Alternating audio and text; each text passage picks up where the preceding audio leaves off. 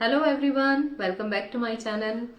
आज की मेरी वीडियो में बहुत ही प्यारे से कमेंट होने वाले हैं जो रिकवर कर रहे हैं स्लिप डिस्क से, यानी कि जिनको भी कमर में तकलीफ थी या सर्वाइकल से रिलेटेड प्रॉब्लम थी, उन लोगों की रिकवरी स्टोरीज आपके साथ शेयर करने वाली हूँ।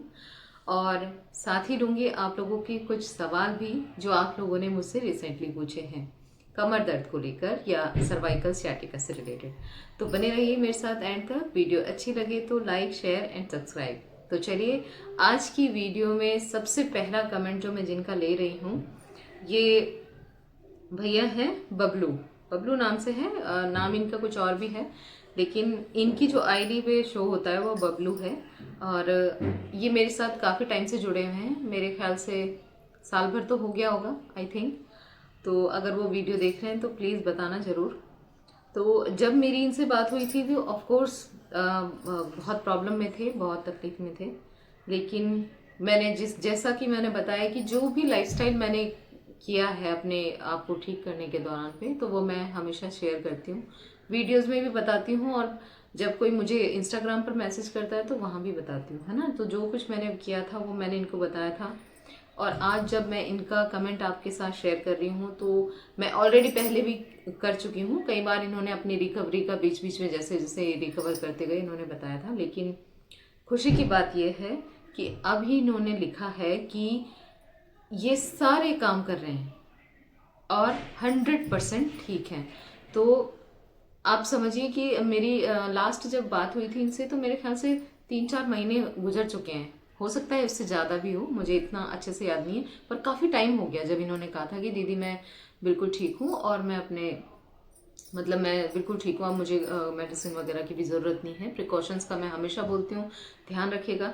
तो लेकिन अब भी उन्होंने जो लिखा है, उन्होंने लिखा है, हेलो दीदी, थैंक्स, आज आपकी वजह से मैं बिल्कुल ठीक हूँ 100%। अभी बहुत सारे लोग जो बहुत ज़्यादा तकलीफ में हैं, इस वक्त बहुत डिमोटिवेटेड हैं, उनके लिए ये कमेंट मैं ज़रूर शेयर करना चाहती थी, क्योंकि बहुत से लोग ये भी पूछते हैं, दीदी क्या 100% ठीक होता है, क्या कभी ठीक हो सकता है 100%। लोगों को बिलीव ही नहीं होता है, क्योंकि जब इतना दर्द और इतनी तकलीफ झेल चुके हैं और भटक चुके हैं, बहुत जगह भाग दौड़ कर चुके हैं, तो ये तकलीफ कुछ ऐसी है कि एकदम से हमें समझ ही नहीं आता कि इसमें क्या करना है, और जो मेन चीज़ होती है वही हम छोड़ देते हैं। हम दवाइयों के पीछे ज़्यादा भागते हैं, जबकि प्रिकॉशंस के बिना रिकवर होना पॉसिबल ही नहीं है। और प्रिकॉशंस हम करते नहीं हैं, हम सोचते हैं कि हमारे काम तो बहुत ज़रूरी है। तो खैर, बबलू जी का जो कमेंट है वो आप लोगों के साथ इसीलिए शेयर कर रही हूँ। देखिए, उन्होंने आगे लिखा है, अब सब काम कर रहा हूँ दीदी, आपने बहुत हेल्प की है, हाँ दीदी। तो बस मुझे यही शेयर करना था, यही बताना था कि इनका जो रिकवरी है वो 100% हो चुका है, ठीक है। बस मैं उम्मीद ये करती हूँ कि क्योंकि अभी काफ़ी टाइम हो गया है और ये अभी सब काम कर रहे हैं, फिर भी इनको एहतियात रखना बहुत ज़रूरी है। और मैं हमेशा बोलती हूँ, प्लीज़ झटके से खुद को बचाइएगा और हैवी वजन से जो वज़न भारी होते हैं, बहुत भारी वज़न होते हैं, उनको मत उठाइए, है ना। 10-15 किलो तो फिर भी आदमी उठा सकता है, पर उससे ज़्यादा नहीं। अपनी बॉडी पे एक्स्ट्रा लोड मत डालिए, क्योंकि हमें नहीं पता है कि कब ये तकलीफ दोबारा हमको परेशान करने आ जाएगी, है ना। तो इसलिए जितना हो सके उतना एहतियात करिए, ठीक है। उम्मीद करती हूँ कि आप हमेशा स्वस्थ रहें और दूसरों को मोटिवेट करते रहें, दूसरों की हेल्प करते रहें, जो आपने जिस तरह से किया है और जो जो अभी भी कर रहे हैं वो भी शेयर ज़रूर करते रहें। तो ये जो कमेंट था ये बबलू जी का था, और कुछ लोगों को ये पता चला होगा कि हाँ 100% बिल्कुल ठीक हो जाता है, तो उसके लिए दूसरों का कमेंट मैं इसीलिए शेयर करती हूँ। अगला जो मैं कमेंट आपके साथ शेयर करने वाली हूँ वो भी बहुत ख़ास है, बहुत प्यारा कमेंट है। और ये नाम तो मुझे, हाँ, अमीना मुनाफ है शायद, आमीना मुनाफ ये आईडी है इंस्टाग्राम पे, इनसे मेरी बात हुई है और इन्होंने लिखा था, belated Eid Mubarak, thank you, आप लोगों को भी ईद मुबारक। और इन्होंने लिखा है, मैम अल्हम्दुलिल्लाह मुझे आराम है थोड़ा, माशाल्लाह मेरी ईद इतनी अच्छी गई, मतलब पेन मुझे थोड़ा सा ही था, अल्हम्दुलिल्लाह मैं इतनी खुश थी, ये दर्द जब कम हुआ, दुआ करना कि इंशाअल्लाह पूरा आराम हो जाए इंशाअल्लाह। और इन्होंने लिखा है, आपका बहुत शुक्रिया। मैं ये चीज़ को लेके बहुत ज़्यादा टेंशन में थी, रोती थी मैं कि ये कैसे ठीक होगा, लेकिन पॉजिटिव सिग्नल्स खुद के माइंड को भेजती थी कि इंशाल्लाह ये दर्द भी ख़त्म हो जाएगा। तो इन्होंने अभी अभी ये ट्रीटमेंट स्टार्ट किया है, और जब भी कोई मेरी वीडियोस पे आता है और लोग देखते हैं, देखना चाहते हैं कि आखिर ये क्या चीज़ बता रही हैं, क्या करने को कह रही हैं, कि अगर किसी को कमर में दर्द है, पैर में दर्द आ रहा है, या किसी को गर्दन में दर्द है, किसी के हाथ पैर सुन्न हो रखे हैं, तो क्या करने के लिए कह रही हैं।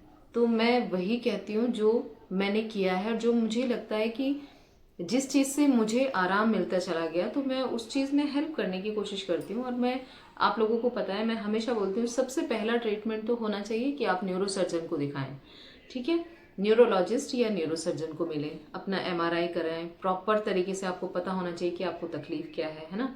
फिर उसके बाद उसके साथ में जो भी ट्रीटमेंट आप ले रहे हो, एलोपैथिक ट्रीटमेंट जब ले रहे हो, तो ध्यान दें कि डॉक्टर आपको प्रिकॉशंस क्या बता रहे हैं, वो प्रिकॉशंस आप करिए।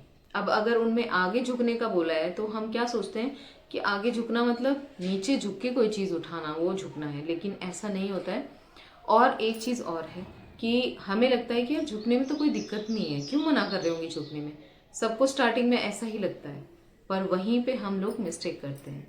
और मुझे खुशी है कि मेरी वीडियोस के ज़रिए लोग मुझे अक्सर जब कोई मैसेज करता है, तो वही कहता है कि दीदी हमें हमारी किसी फ्रेंड ने भेजी ये वीडियो आपकी, और हमें उनसे पता चला, और या फिर हमारी किसी सिस्टर ने भेजी है।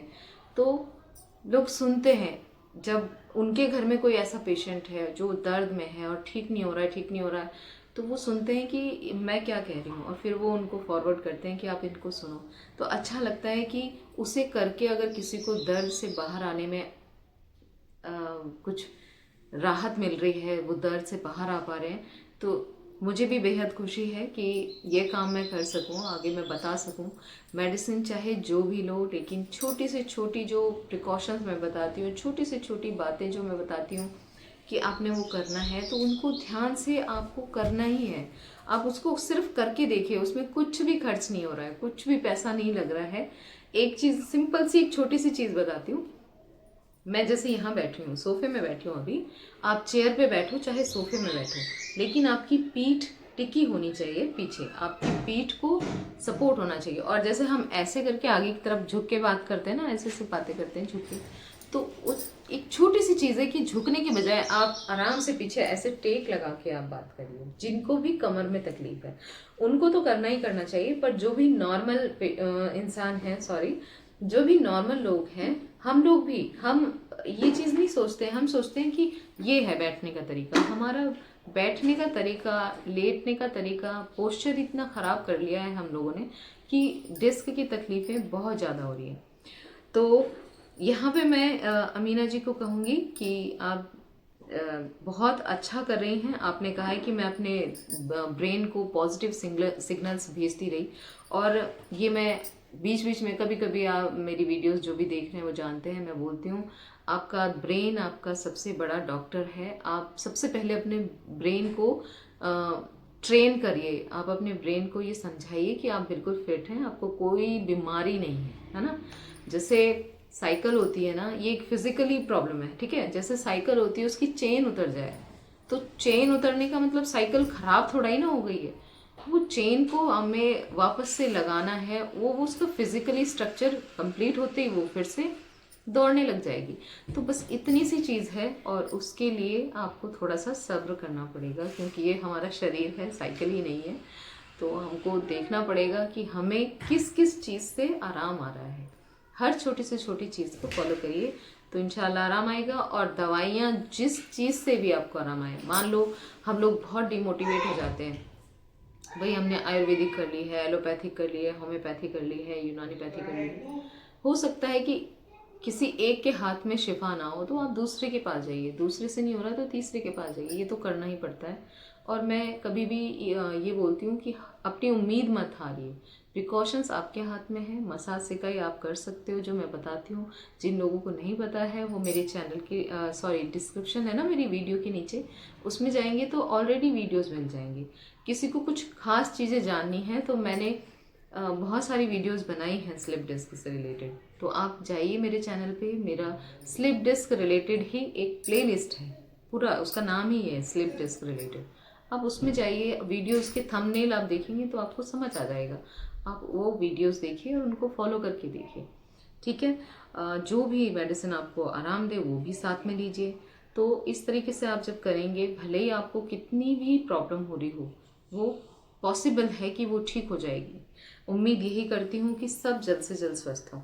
अपना ध्यान रखिए और अपने हौसले को बनाए रखिए। अपना एक्सपीरियंस जो भी शेयर करते हैं उनके लिए भी थैंक यू बोलूँगी, क्योंकि बहुत से लोग इंतज़ार करते हैं कि अरे किसी का हुआ क्या, ये देखने के लिए। अगला जो कमेंट शेयर कर रही हूँ, ये शिखा नाम से आईडी है इंस्टाग्राम पे ही, और इन्होंने लिखा है कि दीदी मुझे भी आपकी मेडिसिन से रिलीफ मिल रहा है अब, थैंक यू सो मच। चलिए, बहुत बहुत वेलकम है आपको। और शिखा जी को आराम आ रहा है। और मेडिसिन की जहाँ तक ये बात कर रही हैं, तो मैं बता चुकी हूँ कि मैंने क्या क्या लिया था, तो उनके नाम मैंने बता रखे, वीडियोस मैंने ऑलरेडी बनाई हुई है। लेकिन आप उसको किसी यूनानी डॉक्टर या यूनानी हकीम से कंसल्ट करके आप वो मेडिसिन ले सकते हैं। किसी से कंसल्ट करके ही लीजिए, मेरी हमेशा यही सलाह रहेगी, ठीक है। तो इनको यूनानी मेडिसिन से आराम आ रहा है। और आपको पता है कि बहुत से पेशेंट सोचते हैं कि हम सुन के कोई भी मेडिसिन ले लेंगे और सिर्फ मेडिसिन से ही ठीक हो जाएगा, तो ऐसा नहीं है। आपको प्रॉपर तरीके से प्रिकॉशंस लेने हैं। आपको मसाज और सिकाई करनी है या फिजियोथेरेपी, जो आपको सुटेबल हो, जो आपको मिल रहा हो वो करना है, पर लाइफस्टाइल भी मेंटेन करनी है उसके साथ। तो कोई भी शॉर्टकट नहीं है, और शॉर्टकट मत लीजिएगा। मैं जितना भी आप लोगों को बता सकती थी मैं बताते चलती हूँ, हमेशा वीडियोस में भी रिपीट करती हूँ। आप वीडियोस सुनिए, अच्छे से देखिए कि मैं क्या कह रही हूँ। लोगों के कमेंट पढ़िए, लोगों के कमेंट सुनिए, वो जो कुछ सवाल करते हैं ना, तो जब मैं रिप्लाई करती हूँ तो वो चीज़ों को क्लियर करते हुए जाती हूँ। तो दूसरों के जो सवाल हैं उनके थ्रू भी आप भी अपने माइंड को क्लियर कर सकते हैं, और उन चीज़ों पे अमल करके देखिए। अगर आपको बेनिफिट लगता है तो उसको कंटिन्यू करिए, है ना। तो ये है। इसके अलावा अगला जो कमेंट ले रही हूँ ये अंकित जी का है, और बहुत खास है ये भी। इन्होंने लिखा है, मैम मेरे स्लिप डिस्क L4 L5 में प्रॉब्लम था, आपसे 15 डेज पहले पूछा था इंस्टाग्राम पर SMS करके।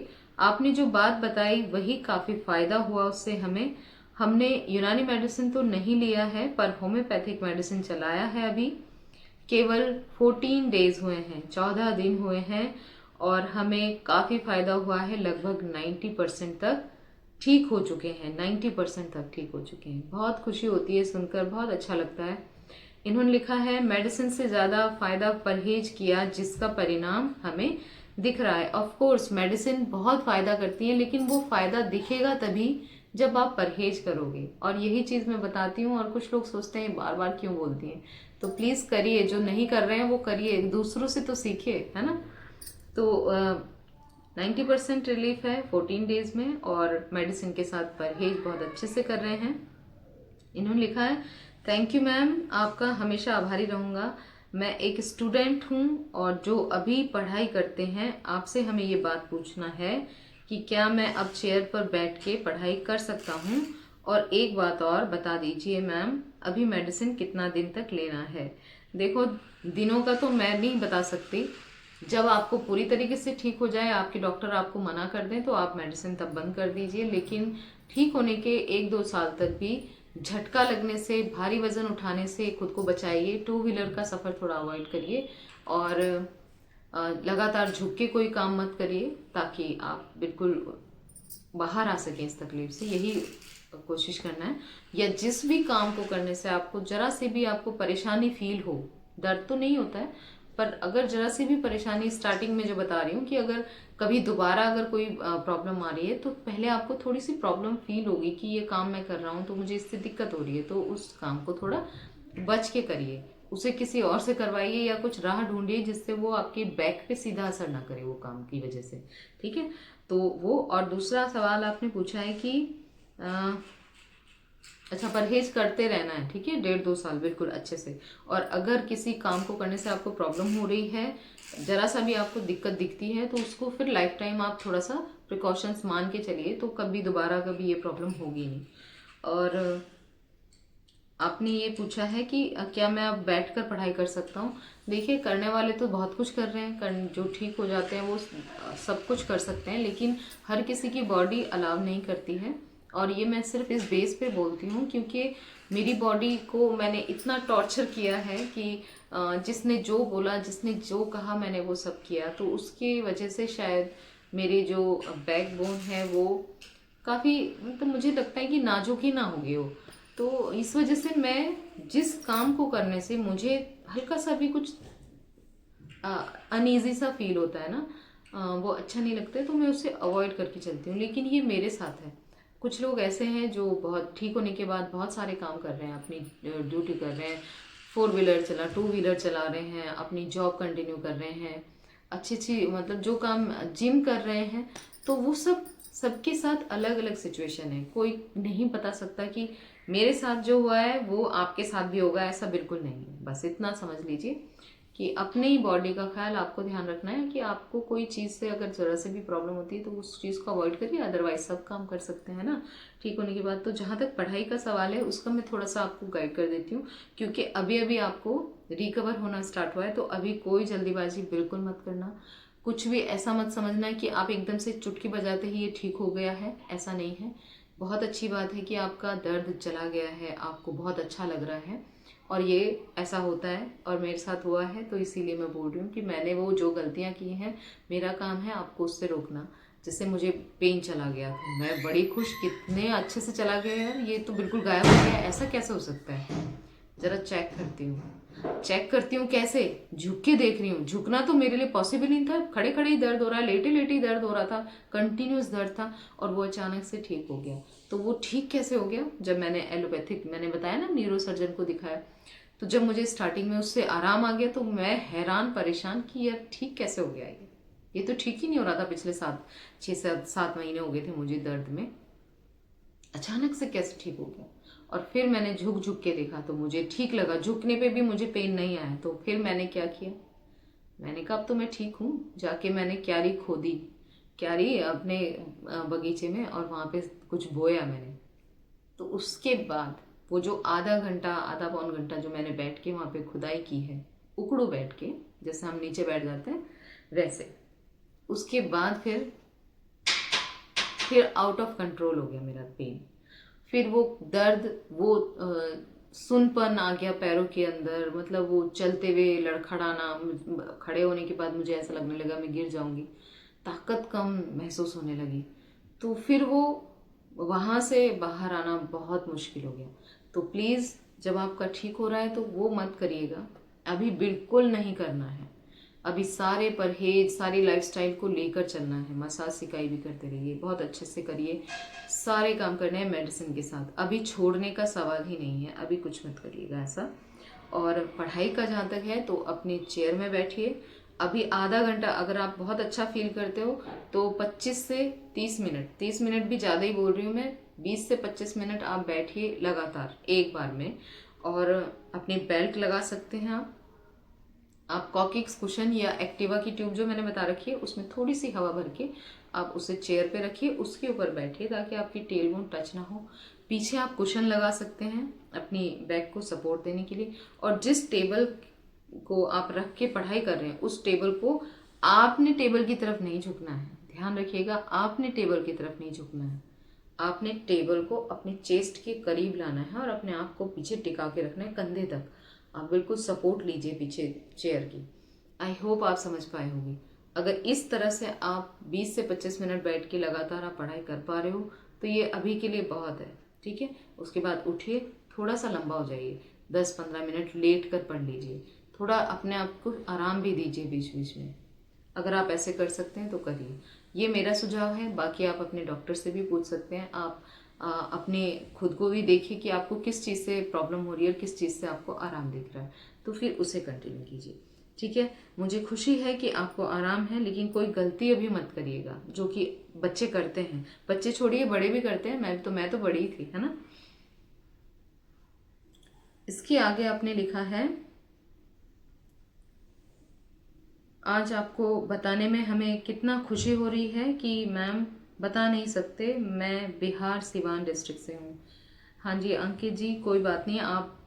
आप उम्मीद करती हूँ कि ये वीडियो देख रहे हैं और आपको आपका आंसर मिल गया होगा। मैंने आपको बोला था कि मैं अगली वीडियो में बताऊंगी, तो मैंने अच्छे से एक्सप्लेन किया है। बाकी आपको देखना है कि आपसे कोई भी अब मिस्टेक ना हो। ठीक है जी। अब मैं ले रही हूँ आप लोगों के सवाल जो अभी आपने मेरे से स्लिप डिस्क रिलेटेड पूछे हैं। और यहाँ पे मैं बता दूँ, स्लिप डिस्क का मतलब होता है आपकी डिस्क में डैमेज हुआ है किसी भी तरीके का।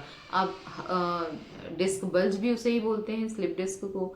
आप हर्निएशन बोलेंगे, डिस्क हर्निएशन हुआ है तो वो जरा और बड़ी प्रॉब्लम हो जाती है स्लिप डिस्क में। तो ये होता एक ही है। गैप आना मतलब या तो गैप बढ़ेगा तो है नहीं, कम ही होगा गैप, है ना, तो गैप आ गया है तो वो भी स्लिप डिस्क की कैटेगरी में आता है। और सियाटिका है वो भी आएगा, सर्वाइकल है वो भी स्लिप डिस्क की कैटेगरी में ही आता है। तो स्लिप डिस्क तो नॉर्मली बोल देते हैं, स्लिप डिस्क हो गई। बाकी इन सब के नाम तो आपको पता ही है ना। तो इस तरीके से ये एक ही चीज़ है। अब इससे रिलेटेड जो भी सवाल हैं वो मैं आपको आंसर देने की कोशिश करूँगी। सबसे पहला ये आसिफ रज़ा ने पूछा है, बाजी हम कभी नमाज नहीं पढ़ सकते हैं क्या लाइफ में बिना चेयर के नॉर्मल इंसानों की तरह? तो आसिफा जी, ये मैं नहीं कह सकती कि आप नहीं पढ़ सकते हो, क्योंकि ज़रूरी नहीं है कि अगर मैं नॉर्मल तरीके से नमाज अदा नहीं कर पा रही हूँ तो आप नहीं कर सकते हो।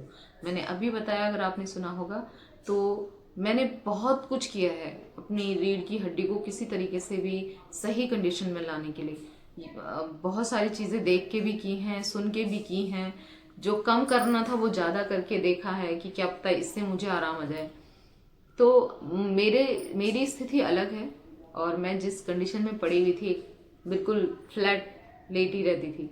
मैं तो मूव भी नहीं कर सकती थी अपनी बॉडी को, इधर उधर करवट वगैरह लेना मेरे लिए पॉसिबल नहीं था। तो मेरी कंडीशन से हर किसी की कंडीशन बहुत अलग होती है। और जिनको अभी अभी ये प्रॉब्लम हुई है वो जल्द से जल्द रिकवर कर लें, है ना, तो क्यों नहीं कर पाएंगे। लेकिन अगर किसी चीज़ से आपको दिक्कत हुई तो आप उसका परहेज रखिए, आपको कोई दिक्कत नहीं है, आप पूरी लाइफ के हर काम करें, लेकिन थोड़ा सा एहतियात अपने साथ रख लेंगे तो आपको प्रॉब्लम कभी दोबारा नहीं देखनी पड़ेगी। तो इसलिए हम कर सकते हैं, इसमें कोई बुराई नहीं, मैं नहीं समझती हूँ कि कोई बुराई है। और आई होप आप समझे होंगे कि ज़रूरी नहीं है कि आपको भी हमेशा चेयर पे ही पढ़नी है नमाज। तो नॉर्मल तरीके से ही पढ़ते हैं जो लोग ठीक हो रहे हैं। वो जब एक अभी मैंने बबलू भैया का बताया आपको कि वो कह रहे हैं कि मैं अपने सारे काम कर रहा हूँ, तो सारे काम तो सारे ही होते हैं। हरियाणा के हैं, वहाँ पे खेती बाड़ी होती है, कितना सारा काम होता है ना। तो वो सब कर रहे हैं तो आप क्यों नहीं कर सकते। तो नेगेटिव थॉट्स बिल्कुल दिमाग में नहीं रखना है, अपने काम को करते चलिए, अच्छी चीज़ें सोचिए, आप सब कुछ कर सकते हैं, ये सोच के चलिए, ठीक है। अगला सवाल ये नाम तो मुझे नहीं पता है, लेकिन ये किसी ने छोड़ा है मैसेज। इन्होंने लिखा है, मैम तरबूज खा सकते हैं क्या या नहीं, क्योंकि अब गर्मी आ गई है और तरबूज का सीज़न है, तरबूज और खरबूजा जिसमें वाटर का क्वांटिटी बहुत ज़्यादा होती है, तो आप उसे ले सकते हो, उसमें कोई बुराई नहीं है। आगे आपने लिखा है, आपने कब सारे काम करना स्टार्ट किया था? देखो मैंने, अगर आप लोगों ने मेरी वीडियो पहले नहीं देखी है तो मैं थोड़ा सा बता देती हूँ। मैंने काम कभी भी बंद नहीं किए हैं, परहेज के साथ काम को किया है। बहुत नहीं कर सकती थी क्योंकि करने वाला कोई था ही नहीं, मैं ही थी, बच्चा छोटा था मेरा। तो मैं अपने थोड़े थोड़े काम करती थी, लेट जाती थी, थोड़े थोड़े काम करती थी, लेट जाती थी, बहुत लंबा काम नहीं किया मैंने। तो मैंने काम बंद ही नहीं किया है, तो स्टार्ट करने का तो सवाल ही नहीं होता, है ना। और मैं कभी भी नहीं बोलती, क्योंकि लोग मेरे से पूछते हैं कितना रेस्ट करना है, कितना रेस्ट करना है। मैंने रेस्ट नहीं किया है, मुझे रेस्ट जो मैंने किया भी था 1 महीने, तो और डिप्रेशन में चली गई थी मैं। तो लेट के सिर्फ ये सोचते रहना कि मैं किस टाइम ठीक होंगी, मैं किस टाइम ठीक होंगी, तो आदमी फिर गलत ही दिमाग में पता नहीं क्या क्या चीज़ें घूमती हैं। इससे बेहतर है कि आप दर्द को थोड़ा सा बर्दाश्त करके आप थोड़ा काम करिए, पर एहतियात के साथ करिए, अपने प्रिकॉशंस का ध्यान रखिए, काम को करिए, लेट जाइए, आराम करिए, काम करिए, इस तरीके से करिए, कोई दिक्कत नहीं होने वाली है। खाना बनाना, सब्जी काटना, ये सब कर रही थी मैं उस दौर में भी ये काम कर रही थी जब मैं बैठ नहीं सकती थी 1 सेकंड के लिए भी। मैं दर्द को बहुत बर्दाश्त करने वाली इंसान हूँ, पता नहीं शायद इसलिए भी मैंने ये दिक्कत इतनी बढ़ा दी होगी अपनी। पर मैंने कभी कोई काम छोड़ा नहीं है, मैंने किया है, इवन मैं बताऊं कि मैं बैठ नहीं सकती थी, बिल्कुल नहीं बैठ सकती थी। पर त्योहार में मेहंदी लगाने के लिए तो क्योंकि मैं मेहंदी लगाती थी तो परिवार के सारे बैठ जाते थे कि हमें मेहंदी लगा। उनको मैं एक्सप्लेन नहीं कर सकती थी कि मैं बैठ नहीं सकती हूँ, मैं झुक नहीं सकती हूँ, पर मैं जैसे कैसे इधर उधर करके मैं वो भी करती थी। मतलब मैंने काम तो सारे ही किए हैं। पता नहीं जिनको टेल बोन पेन है वो मेरी बात समझेंगे कि बैठना ही कितना मुश्किल होता है इसमें। पर मैंने काम कभी भी बंद नहीं किया है, बस ये कि रेस्ट किया है।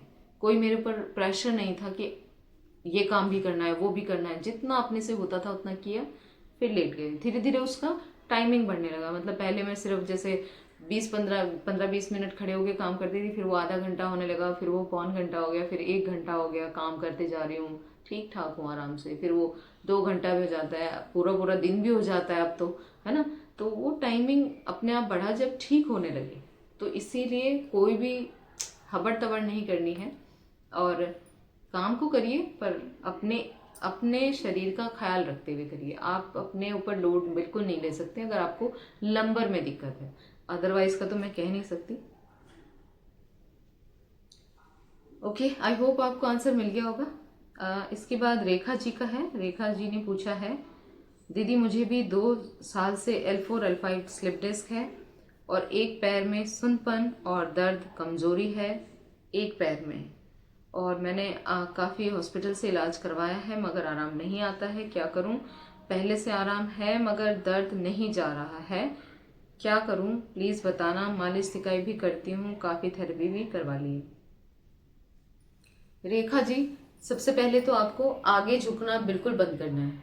आगे की तरफ जैसे खड़े हैं ना, उसकी इतना सा भी मत झुकिए। आई होप आप समझ रहे हो, इतना सा भी नहीं। अभी जब हम मुख हाथ धोते हैं ना तो हम इतना झुकते हैं, और उस वक्त भी मैं बोलती हूँ एक हाथ से दीवार का सहारा लीजिए। जब आप कुल्ला कर रहे हो, आपको मुख धोना है, और एक हाथ से जिनको लंबर में दिक्कत है और बेल्ट लगी होनी चाहिए टाइट कस के, और आपने ध्यान रखना है खड़े होके ही मुंह हाथ धोना है, उतना झुक सकते हैं। और तभी दीवार का एक सहारा रहेगा, आपको लेना ही लेना है, ठीक है।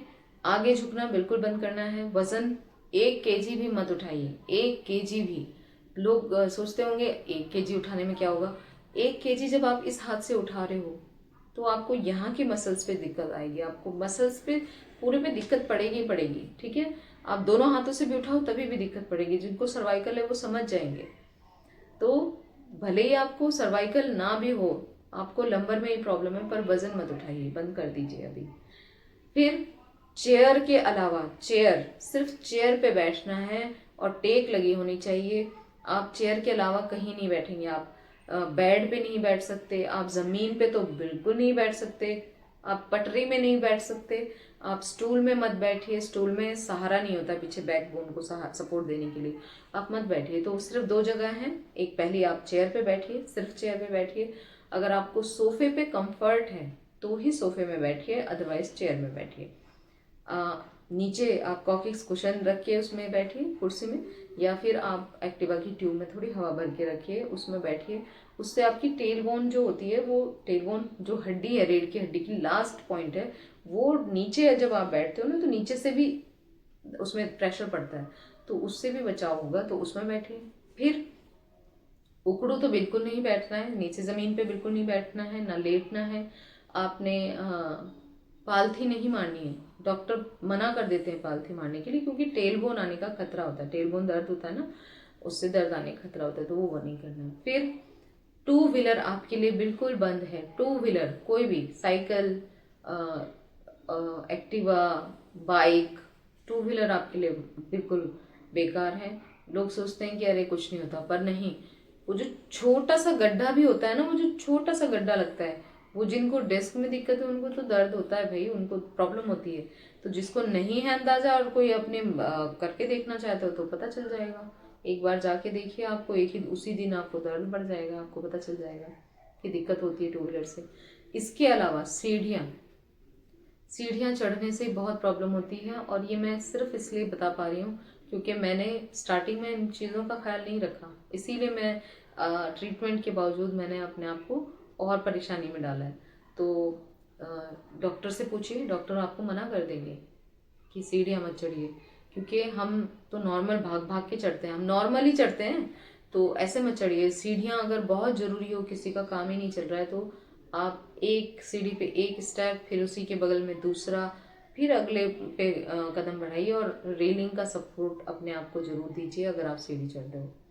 इसके अलावा आप नहाने का ख्याल रखिए कि नहाते वक्त आप एक ही फिट का स्टूल आता है प्लास्टिक का, वो ले लीजिए, उसमें बैठ के नहाइए, और सिर्फ नहाने के लिए स्टूल में बैठना है। और उसमें भी जब आप बालों को धो रहे हैं तो गर्दन को आगे मत झुकाइए, भले ही ना आपको सर्वाइकल हो, भले ही ना आपको गर्दन में दर्द हो, या तब भी आपको सीधे बैठे बैठे बालों को पीछे की तरफ वॉश करना है। उससे आपको दिक्कत नहीं होगी, बहुत आराम फील होगा, ठीक है। और इसके अलावा आपने क्या करना है, खाने में भी कुछ परहेज करने हैं, जैसे कि चावल, आलू, खटाई, खट्टी चीज़ें जितनी भी हैं, नींबू भी। लोग पूछते हैं दीदी नींबू खा सकते हैं, मैंने तो वो नहीं खाया है भाई।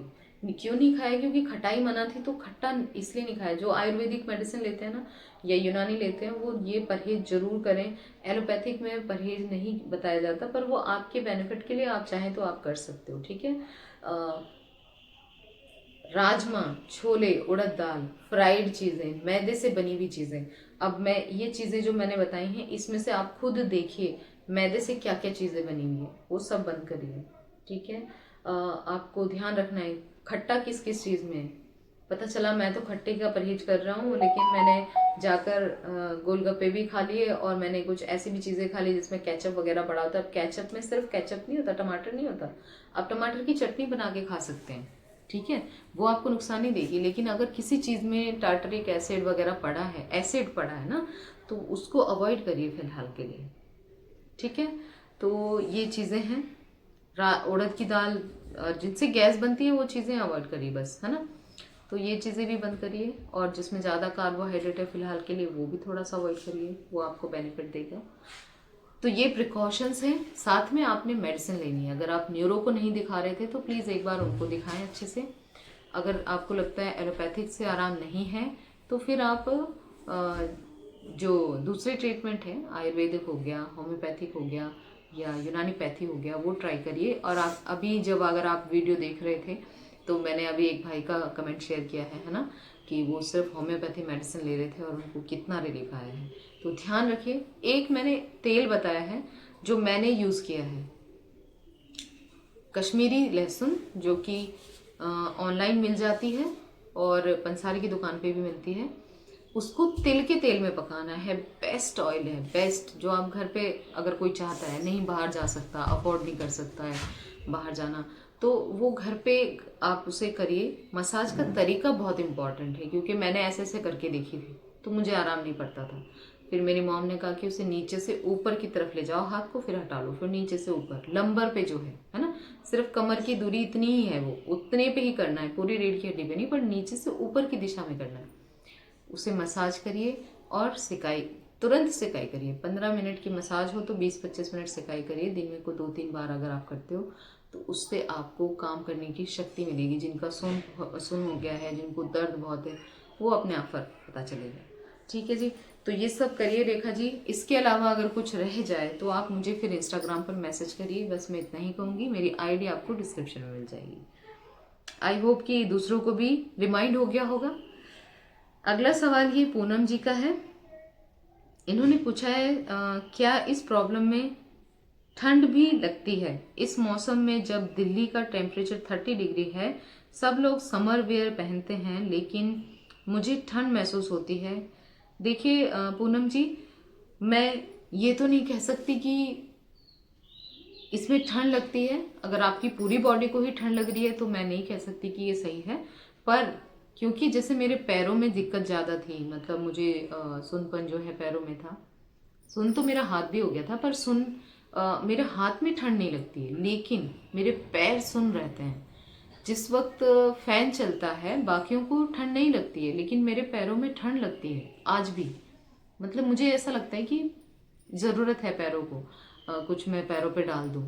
जब जब दूसरों को ठंड नहीं लग रही है तभी भी मुझे ठंड लगती है। तो ये मेरा एक्सपीरियंस है। बाकी आप देखिए कि आपको कहीं फीवर की वजह से तो ठंड नहीं लग रही है, क्योंकि फीवर में भी पता नहीं चलता है, वो भी देखिए। और अगर हो सकता है जब मेरे पैरों में ठंड लगती है तो हो सकता है आपको पूरी बॉडी में भी लगे, क्या कह सकते हैं, कुछ पता नहीं है, ठीक है जी। अगला जो सवाल ले रही हूँ ये मुगल सराय बनारसी नाम से आईडी है। इन्होंने पूछा है कि कृपया रिप्लाई ज़रूर दें अगर नॉलेज में आपको हो तो। मुझे स्लिप डिस्क है, डिस्क डी जनरेशन और ऑल वर्टिब्रा में गैप रिड्यूस हो रहा है।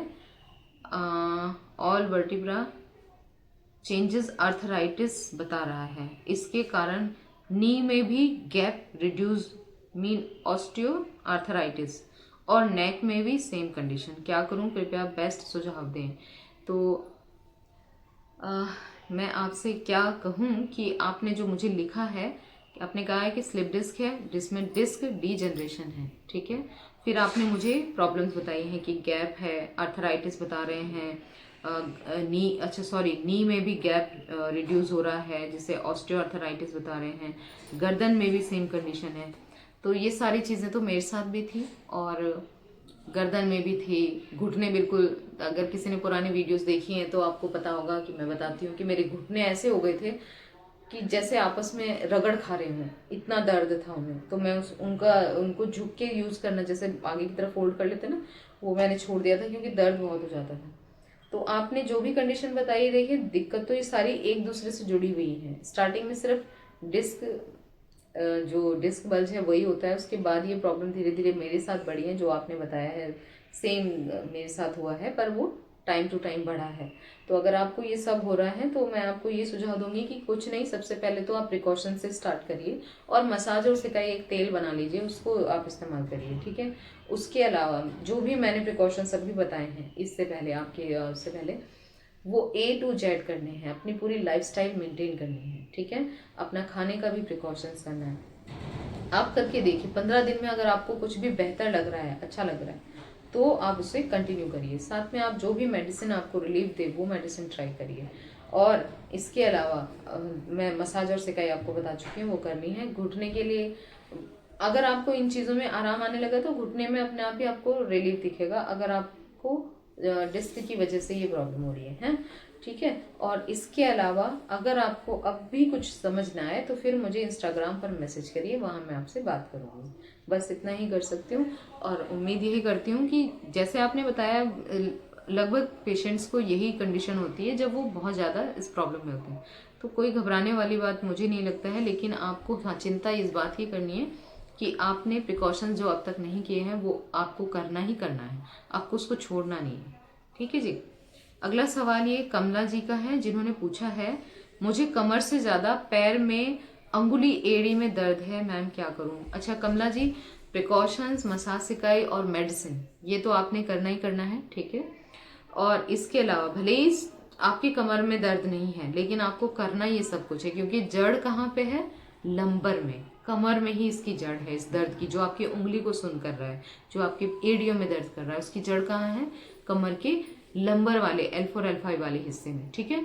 वहीं से नस दबती है, तभी नीचे प्रॉब्लम होती है पैरों में। तो वो सब कुछ आपने करना है, प्लीज़ सीरियस होके करिएगा, इसे बिल्कुल जोक में लीजिएगा। और दूसरा, एड़ी में जो पेन आ रहा है उसके लिए मैं आपको सिर्फ ये कहूँगी कि बड़ी सॉफ्ट सी चप्पल आ रही है, मैंने डॉक्टर चप्पल पहनी है और मैं हमेशा सुझाव देती हूँ कि आप वो ले सकते हो जिनको एडी पेन आ रहा है। पर एडी मतलब आपको पता है ना, बहुत से दूसरी कंट्री के भी बंदे देखते हैं तो वो सोचते हैं कि ये पता नहीं क्या है, हिंदी के वर्ड उनके समझ में नहीं आते।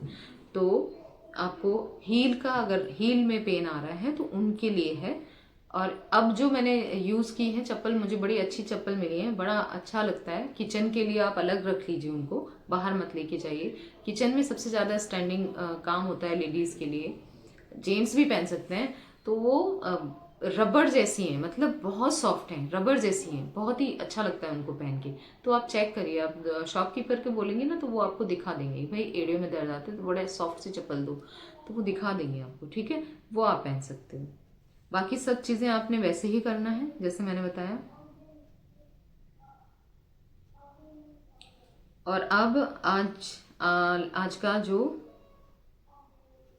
लास्ट सवाल है ये जैनब जी का है और इन्होंने लिखा है मुझे 2014 में सर्वाइकल डिस्क बल्ज हुई थी, डॉक्टर ने सर्जरी का बोला था बट नहीं करवाई, और साथ में L1 L2 minor slip disc भी हो गई थी। साल के बाद साल रिकवरी हो रही थी हिजामा से, हिजामा एक थेरेपी होती है, आप लोगों को पता है यूनानी में। बट मुझसे एक गलती हो गई लास्ट मंथ, बहुत हैवी कप बोर्ड को पुल कर दिया। अब सारी स्पाइन की डिस्क में दोबारा से बहुत ज़्यादा दर्द स्टार्ट है।